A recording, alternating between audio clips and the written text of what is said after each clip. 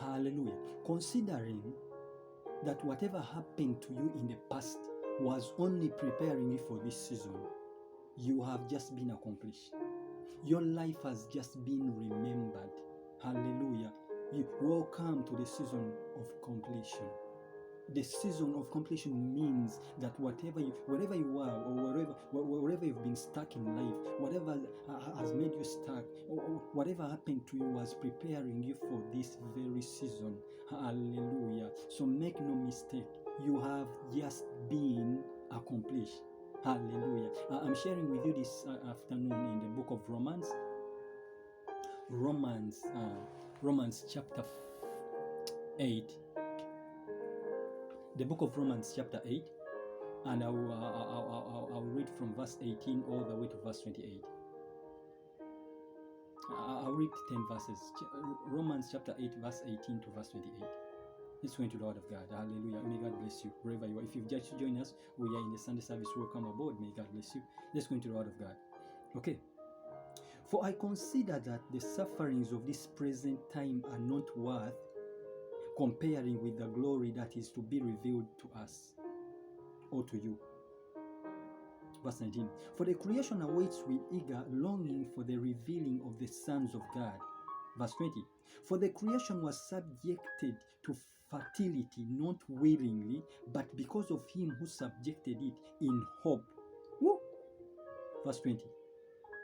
And creation itself will be set free from its bondage to corruption and obtain the freedom of glory of the children of God.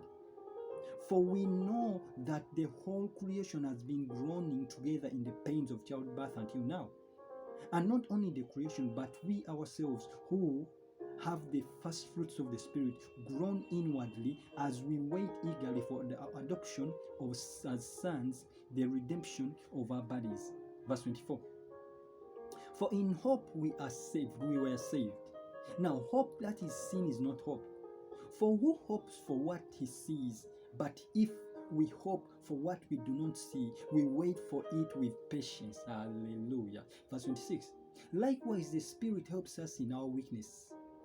For we do not know what to pray for as we ought to. But the Spirit himself intercedes for us with groanings too deep for words. 27. And he searches the hearts. And he who searches the hearts knows that in the mind of the Spirit, because the Spirit intercedes for the saints according to the will of God. Verse 28, and I'll end with this. And we know that for those who love God, all things work together for good, for those who are called according to his purpose. Hallelujah. Hallelujah. Hallelujah. I want to begin with verse 18, where we started from.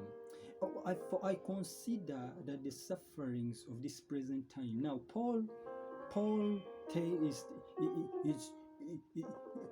is narrating to us that whatever he is going through, but he considers.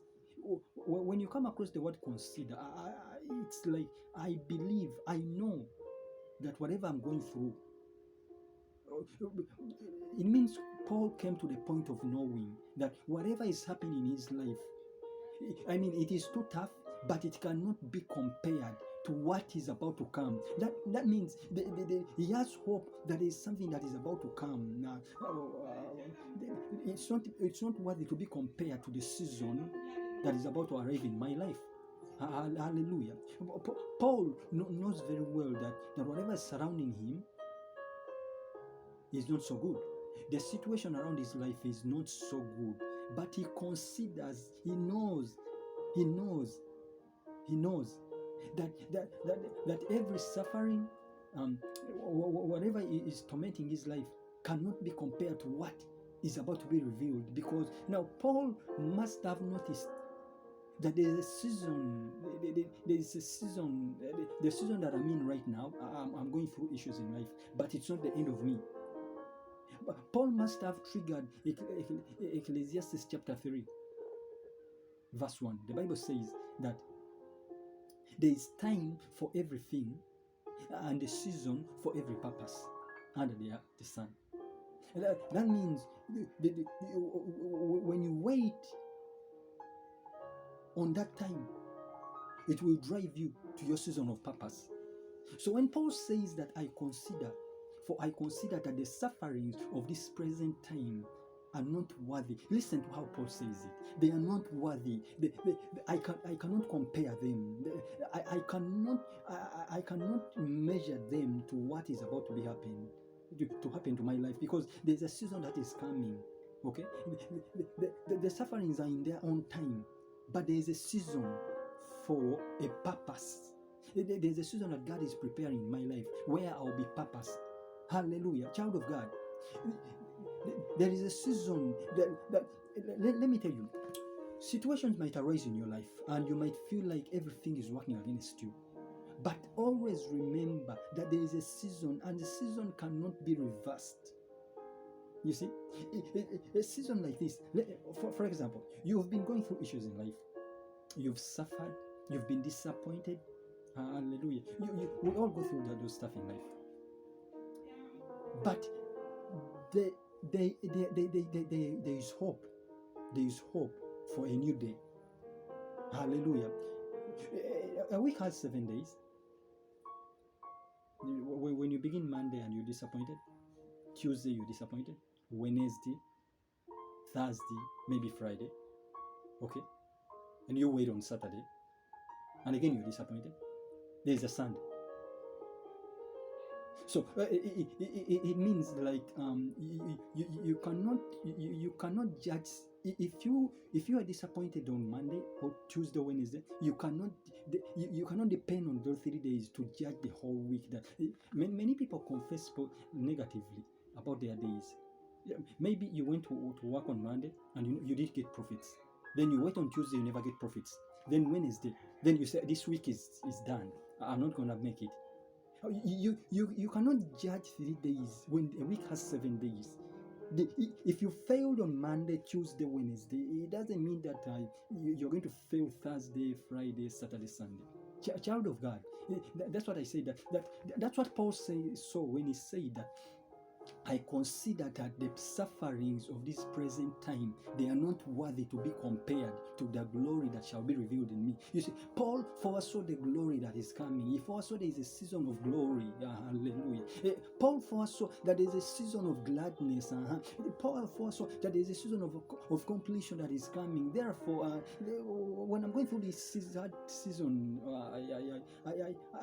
I'm calm because there's a season that is promised. Hallelujah.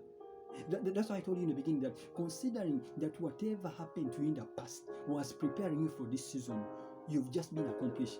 Because listen, when you consider that whatever has been happening to me has been preparing me for this season, why would the season of completion come when you've gone through a lot?